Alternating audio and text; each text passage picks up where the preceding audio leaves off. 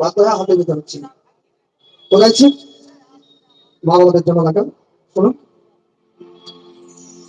যারা নিজের মাকে কষ্ট দিয়া ওরে নিজের বাবা মাকে বাড়িয়া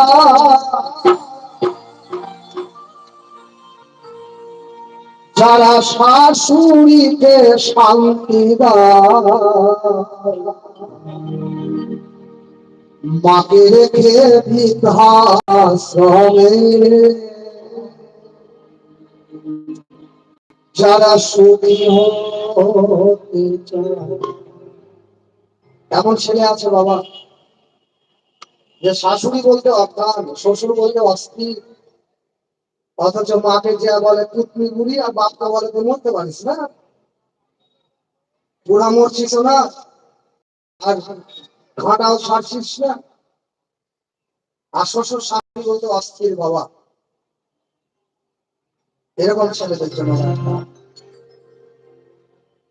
শাশুড়ির কাছে খুব ভালো জামাই, কিন্তু বাপের কাছে খুব এমন কেউ হবেন না। তাই বলছি